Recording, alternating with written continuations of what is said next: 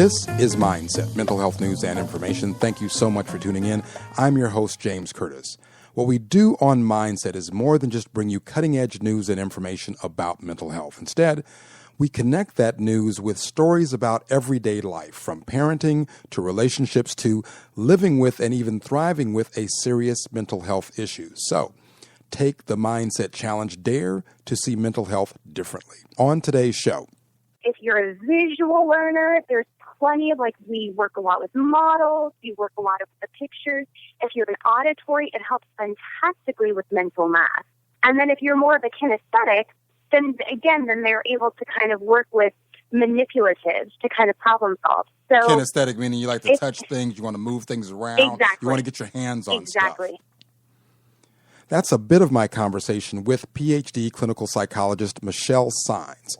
Have you ever been told that your child had a learning disability?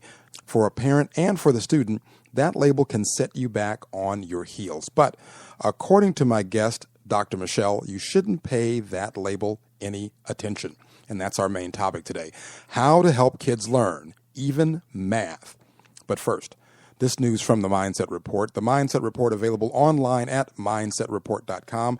The Mindset Report, your most comprehensive online source for mental health news. And if you like what we're doing here on Mindset, we invite you to log on to our website, mindsetshow.com. Go to the Support Us tab. You'll find that near the top of the page. Shop our affiliate vendors. There, you can find everything from electronics to vitamins purchases through our website. Support our programming.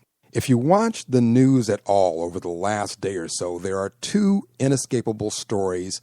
One, the stock market, and two, the shooting deaths of two journalists in Roanoke, Virginia, who worked for the television station WDBJ.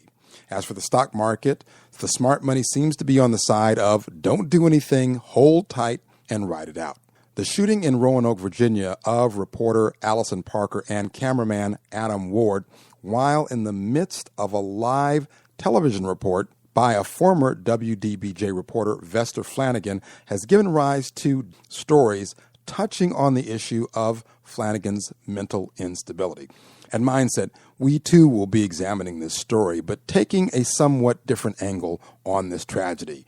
From the online publication Think Progress, you can improve the brain function of even your youngest child by reading to them. I had a conversation with reporter Sam Collins, who covered the matter. One of the articles I want to talk to you about is the one that talks about children's brains and reading to them. Definitely. Educators, they always stress the importance of molding children's brains as early as possible in their development. This article just solidifies that argument using science and using brain scans. A researcher out of Cincinnati Children's Hospital conducted brain scans in children between the ages of 3 and 5. These brain scans were conducted while they were listening to pre-recorded stories, and after the children listened to these stories, parents answered questions about how much they read to their young ones. And then researchers also measured the literacy within the home. That also included measuring the frequency of the reading sessions, the variety of books, and just how they access literature. Going back to the brain scan, an MRI scan, the MRI showed that when parents in this study read to their children, the region in the left side of the brain, this is the region that's associated with the understanding of words, understanding of concepts, and memory strengthening. This region is activated during the reading of those stories. And the lead researcher, she said that when this region is lit up, when it's strengthened, these kids often have higher levels of brain activity, and they're developing their neurons at a more rapid pace. These are signs of a scholar, of someone who is basically building the cognition needed to excel academically and to come to conclusion about what he or she reads, or to even comprehend what they're reading, rather than having information regurgitated to them.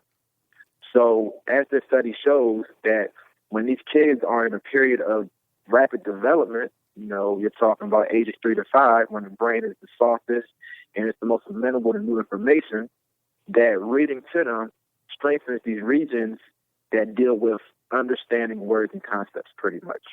You go on in the article to talk about the idea of literacy, the connection between literacy in the general population, the changes in literacy over the years, as well as the connection between literacy, or in, as you point out in the article, illiteracy, the illiteracy rate among kids who end up in the juvenile justice system. Talk about that for a moment. Definitely.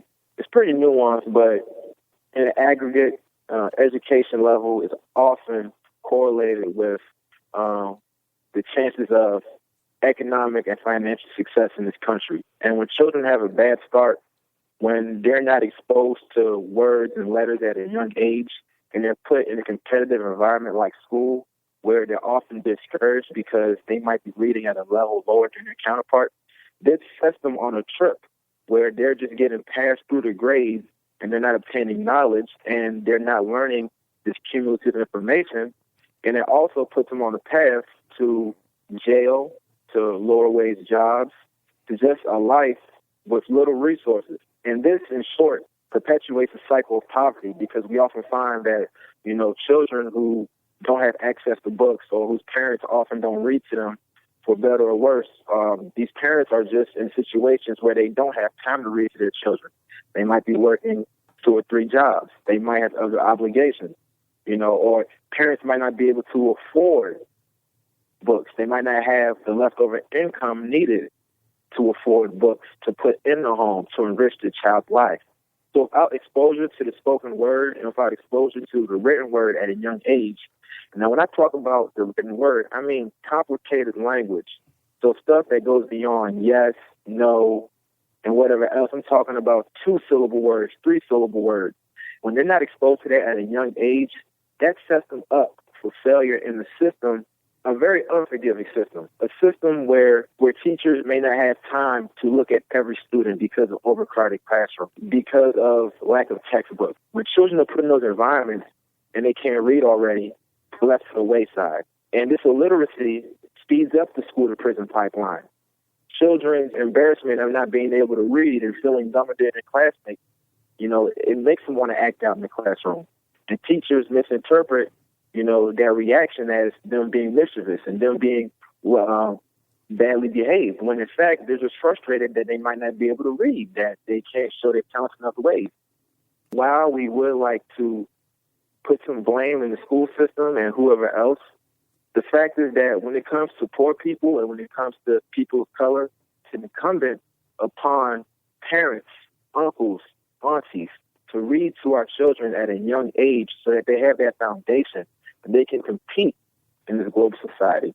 And indeed, there are organizations, some of them community-based and some of them governmental-based around the country, that are taking steps toward that end in establishing reading projects. Tell us about some of those. Definitely. I mentioned one of them in my article, First Book. I had the pleasure of talking to a young lady who was on the executive board for the D.C. branch. We talked a few years back, and recounting that conversation about just the lack of books in the home compelled me to reach out to their national office again for this story. First Book, what they do, going back to what I discussed earlier about putting books in the home, First Book raises money for books, and they put these books in the home. And in talking to this person, I learned that, often booksellers or bookstores in your conventional bookstore, they mark up the prices of these books to protect themselves because they're not entirely sure that the book will sell. So they mark up these prices in order to make the money back from that potential windfall. And that's part of the reason why books are so expensive. So what First Book does is it encourages literacy in the home by giving parents books to read to their children. And if parents can't read either, they help those parents learn how to read. See, they show that reading can be an activity that helps the entire family. It builds a relationship between children and their parents. It helps children build their cognition, build their reading and speaking skills.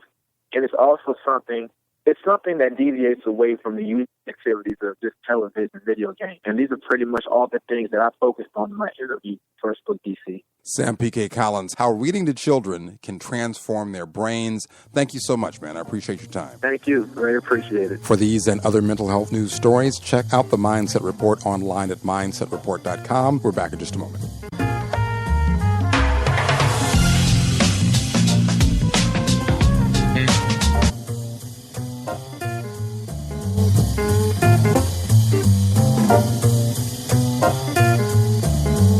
Welcome back to Mindset, Mental Health News and Information. I'm your host, James Curtis. Is there really such a thing as kids who aren't any good at math?